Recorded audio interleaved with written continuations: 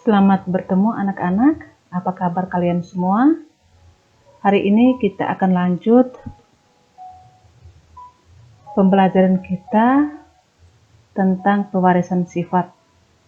Untuk itu marilah kita awali kegiatan pembelajaran kita dengan doa sesuai dengan agama dan keyakinan kita masing-masing. Berdoa mulai. Berdoa selesai. Hari ini kita akan belajar dua pokok bahasan. Yang pertama tentang pewarisan dan kelainan sifat yang diturunkan. Dan yang kedua, penerapan pewarisan sifat dalam pemuliaan makhluk hidup. Kompetensi dasar yang kita akan belajar hari ini untuk pengetahuan menerapkan konsep pewarisan sifat dalam pemuliaan dan kelangsungan makhluk hidup. Sedangkan kompetensi keterampilan menyajikan hasil penelusuran informasi dari berbagai sumber terkait tentang tanaman dan hewan hasil pemuliaan. Adapun tujuan pembelajaran kita hari ini, setelah kegiatan pembelajaran diharapkan anak-anak yang pertama dapat menjelaskan kelainan sifat yang diturunkan pada manusia. Yang kedua, menjelaskan penerapan pewarisan sifat dalam pemuliaan tanaman dan hewan. Kita pelajari yang pertama, pewarisan sifat pada manusia dan penerapan pewarisan sifat. Seorang anak biasanya mempunyai beberapa sifat yang mirip atau bahkan identik dengan kedua orang tuanya. Misalnya warna kulit, bentuk rambut, pertumbuhan rambut pada dahi, tipe perlekatan cuping di telinga, dan beberapa sifat lainnya. Selain pada manusia, sifat-sifat yang dimiliki oleh tumbuhan dan hewan juga diwariskan dari induk kepada keturunannya untuk pemuliaan atau pembuatan bibit unggul. Pewarisan sifat pada manusia yang pertama kita lihat tentang warna kulit. Warna kulit dikodekan oleh banyak gen. Namun agar lebih memahami, kita sederhanakan menjadi 3 gen, yaitu gen A besar, B besar, dan C besar. Pasangan alelnya A kecil, B kecil, dan C kecil. Gen-gen ini mengkode pembentukan pigmen kulit atau pigmen melanin.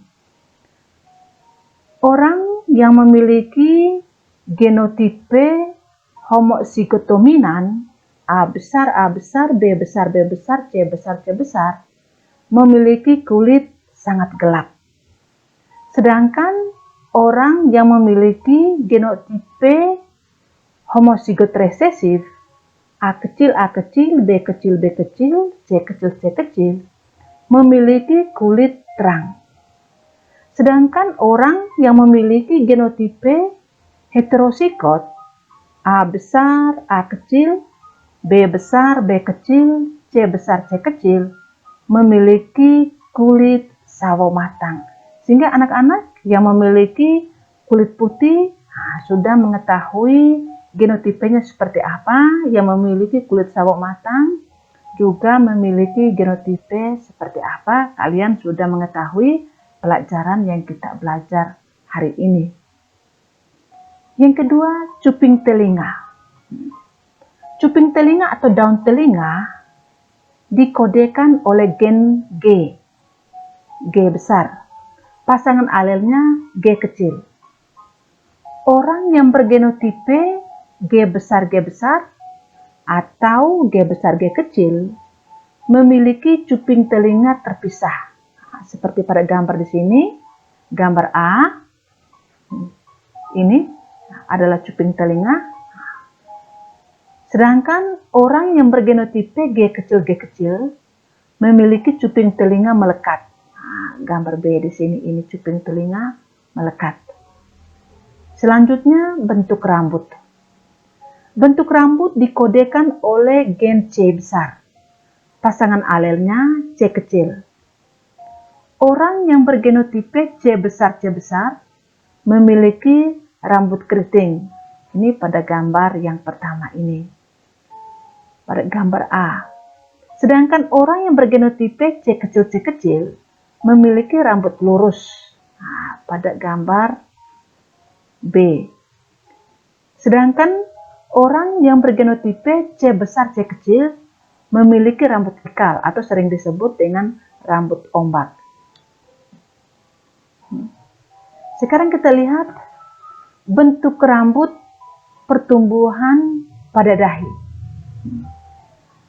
Bentuk pertumbuhan rambut di dahi dikodekan dengan gen V besar. Pasangan alelnya V kecil. Orang yang bergenotipe V besar atau V besar V kecil memiliki pertumbuhan rambut di dahi seperti huruf V, gambar yang pertama ini. Nah, ini seperti huruf V. Bergenotipe V besar atau V besar V kecil. Sedangkan orang yang bergenotipe V kecil tidak memiliki pertumbuhan rambut seperti huruf V atau pertumbuhan rambut melingkar biasa. Jadi di gambar B ini itu memiliki genotipe V kecil. Selanjutnya kita akan belajar kelainan sifat pada manusia yang diturunkan. Kelainan sifat menurun pada manusia dapat diwariskan kepada generasi selanjutnya melalui kromosom tubuh atau autosom dan juga melalui kromosom kelamin atau gonosom. Sekarang kita lihat yang pertama, albino. Albino merupakan kelainan genetik karena tubuh seseorang tidak mampu memproduksi pigmen melanin sehingga seluruh tubuh dan rambutnya berwarna putih. Selain hilangnya pigmen melanin pada mata, kulit dan rambut juga mengalami rabun jauh dan dekat dengan sangat ekstrim. Sehingga orang yang memiliki kelainan albino, dia susah sekali melihat cahaya. Yang berikut, penderita albino memiliki genotipe homozigot resesif, A kecil. Albino merupakan kelainan sifat menurun melalui kromosom tubuh atau autosom. Selanjutnya kita lihat kelainan yang berikut tentang buta warna. Sekarang anak-anak coba perhatikan dan tebak angka yang ada pada gambar. Sekarang sebelum kita lanjut, coba anak-anak tebak gambar yang pertama ini kira-kira angka berapa? Pasti ada yang bisa baca. Ya betul, ini angka 18. Sedangkan pada gambar yang kedua, kira-kira anak-anak bisa tebak? Ibu yakin pasti ada yang bisa. Pada gambar yang kedua adalah angka 29. Sedangkan pada gambar yang ketiga, kira-kira bisa tebak? Ibu yakin pasti bisa tebak angka 73. Ini merupakan tes Ishihara yang di dalamnya terdapat titik-titik dengan berbagai warna dan ukuran yang membentuk lingkaran. Warna titik tersebut dibuat sedemikian rupa sehingga orang yang menderita buta warna tidak dapat melihat perbedaan warna seperti yang dilihat orang normal. Ibu yakin anak-anak pasti bisa baca angka-angka yang terdapat pada gambar tadi, tetapi kalau tidak, itu merupakan kelainan yang diturunkan dari orang tua. Buta warna diturunkan melalui kromosom kelamin atau gonosom, di mana buta warna disebabkan oleh gen resesif atau gen CB dalam kromosom X. Seorang perempuan akan menderita buta warna apabila kedua kromosom X mengandung gen resesif, gen CB. Apabila hanya satu kromosom X yang mengandung gen resesif, atau gen CB, perempuan tersebut bersifat karier normal atau sebagai pembawa sifat buta warna. Adapun seorang laki-laki yang kromosom X-nya mengandung gen resesif gen CB, maka secara otomatis akan mengalami buta warna. Karena pada laki-laki hanya memiliki satu kromosom X.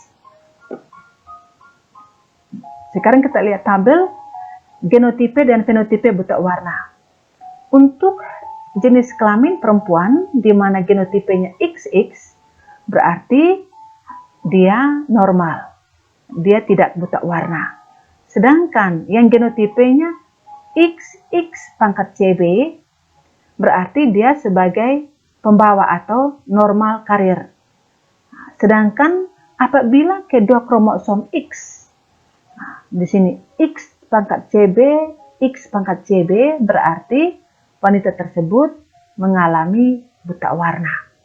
Sedangkan pada laki-laki yang normal, genotipenya XY. Jika genotipenya X pangkat CBY, maka laki-laki tersebut mengalami buta warna. Sekarang kita lihat yang berikut tentang hemofilia. Apa itu hemofilia? Hemofilia merupakan kelainan genetik yang ditandai oleh darah yang sukar membeku saat terjadi luka. Seperti pada gambar ini, darah sukar sekali membeku. Jadi itu merupakan kelainan yang diturunkan dari orang tua. Nah, hemofilia ditentukan oleh gen H yang terpaut kromosom X dan dilambangkan dengan X pangkat H.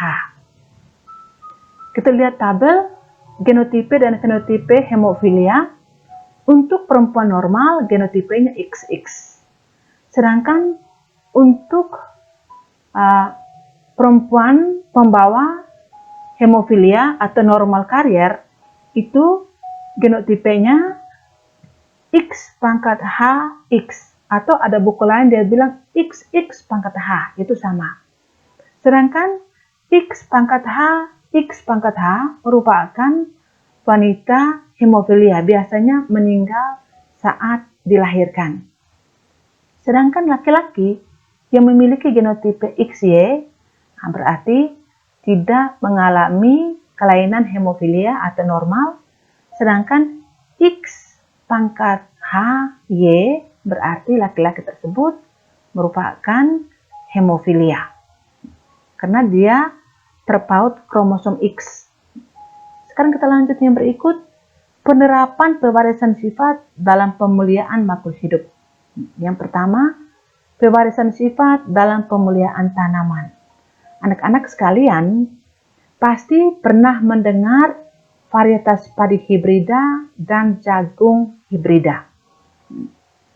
Varietas hibrida merupakan suatu jenis tanaman yang merupakan keturunan dari persilangan antara dua atau lebih jenis tanaman yang memiliki genetik yang berbeda. Sifat-sifat tanaman varietas hibrida itu yang pertama, hasil produksinya lebih tinggi. Yang kedua, tahan terhadap serangan hama. Yang ketiga, tahan terhadap kekeringan. Dan yang keempat, masa panen lebih cepat. Contoh padi hibrida misalnya padi varietas IPB 4S. Ini seperti pada gambar. Ini merupakan gambar padi hibrida IPB 4S.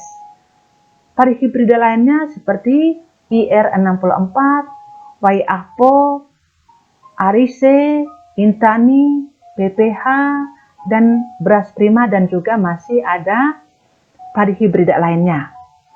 Contoh jagung hibrida misalnya jagung varietas Bima 14 Batara, ini pada gambar ini. Nah, ini merupakan gambar dari jagung hibrida Bima 14 Batara, hibrida C1, hibrida CP1 dan CP2, hibrida IPB4, hibrida Pioneer 2, Malin, dan Metro, dan juga masih ada contoh lain lagi jagung hibrida lainnya. Sekarang kita lihat bagaimana pewarisan sifat dalam pemeliharaan hewan. Tadi dalam pemeliharaan tumbuhan. Anak-anak, masih ingatkah kalian dengan ayam potong atau yang disebut dengan ayam broiler yang sering dikonsumsi masyarakat setiap hari? Ibu yakin pasti semua tahu tentang ayam potong atau ayam broiler. Ayam potong atau ayam broiler sebenarnya merupakan hasil persilangan beberapa jenis ayam. Ayam broiler dapat dikelompokkan berdasarkan asal daerah, antara lain Amerika, Asia, dan Inggris. Ini ayam broiler yang beredar di Indonesia. Contoh ayam broiler yang berasal dari Amerika, misalnya jenis Plymouth Rock, memiliki bulu putih keabuan, tubuh besar, daging yang lezat, dan mampu menghasilkan telur dengan baik. Ini seperti pada gambar ini. Ayam ini dihasilkan dari persilangan ayam Dominique dengan ayam jenis Black Cochin.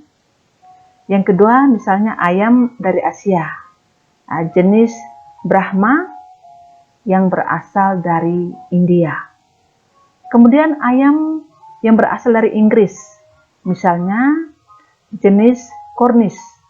Ayam ini memiliki tubuh yang pendek tetapi menghasilkan banyak daging.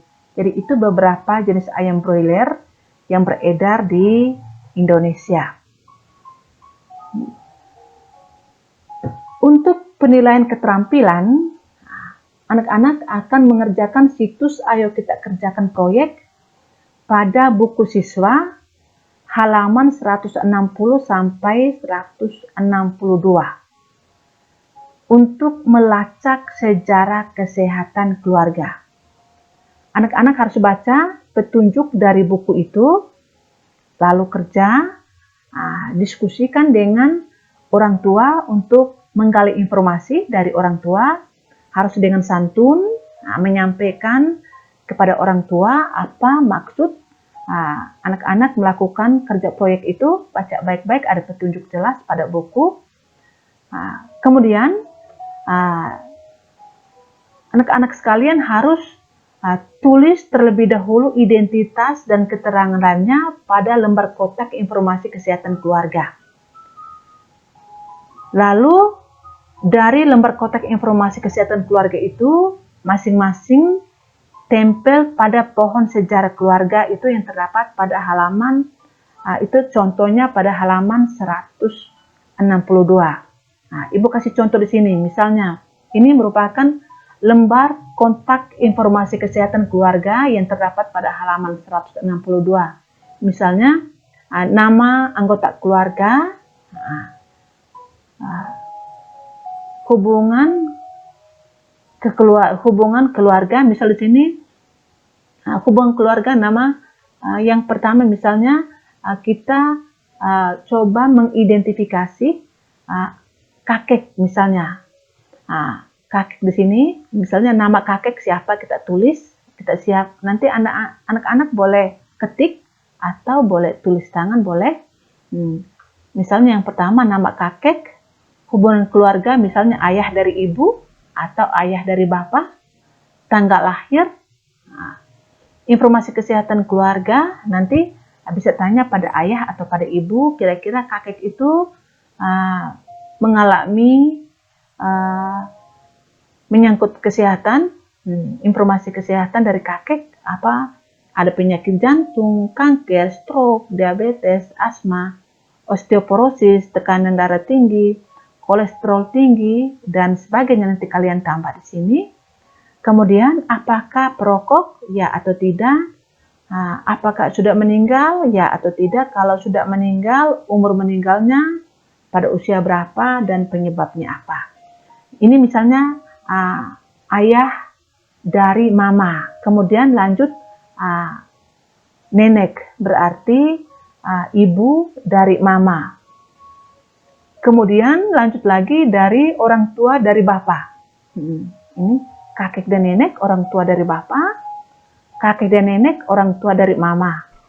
Kemudian buat lagi lembar kontak informasi untuk mama punya saudara-saudara, misalnya tante om, Nah, ini nanti bisa tambah di sini. Nah, begitupun Bapak punya saudara-saudara. Nah, nanti semua lembar kontak informasi nanti ditempel dengan pohon sejarah seperti yang Ibu kasih contoh di sini. Nah, ini Mama punya saudara-saudara, kemudian Bapak punya saudara-saudara. Selanjutnya, kalian akan mengidentifikasi kakak atau adik. Misalnya kalian anak sulung berarti adik-adik, atau anak bungsu berarti kakak. Kemudian lembar informasi ini kalian tempel dengan skema seperti yang Ibu kasih contoh, atau kalian boleh kreasi dengan cara lain lagi. Nanti kalian cari di internet tentang pohon sejarah keluarga, kamu akan cari, kamu kreasi. Ini salah satu contoh yang Ibu kasih untuk kalian buat dalam penilaian keterampilan. Setelah itu, lembar kontak informasi ini kamu tempel di kertas manila. Nanti kamu buat skemanya seperti ini. Lalu kamu foto dan kirim ke WA guru mata pelajaran. Tulis nama lengkap dan kelas. Lalu kirim ke WA guru mata pelajaran paling lambat tanggal 14 September. Dan itu akan diambil sebagai nilai keterampilan untuk materi pewarisan sifat. Jadi, jika ada yang kurang mengerti, nanti coba baca di buku halaman 162. Kamu baca, jika belum terlalu paham, kamu bisa konfirmasi dengan Bapak Ibu Guru. Untuk mengetahui pemahaman kalian pada materi hari ini, kalian akan mengerjakan kuis 4 pada pertemuan berikut. Jadi hari ini kalian tidak mengerjakan kuis, kalian mengerjakan tugas keterampilan itu. Nanti kuisnya akan bergabung pada materi pertemuan berikutnya. Di mana materi pertemuan berikut yang nanti kita akan belajar sama-sama, yakni kelangsungan hidup makhluk hidup. Jadi untuk hari ini, materi yang kita belajar sekian dulu. Untuk mengakhiri pertemuan kita hari ini, marilah kita akhiri dengan doa sesuai dengan agama dan keyakinan kita masing-masing. Berdoa mulai.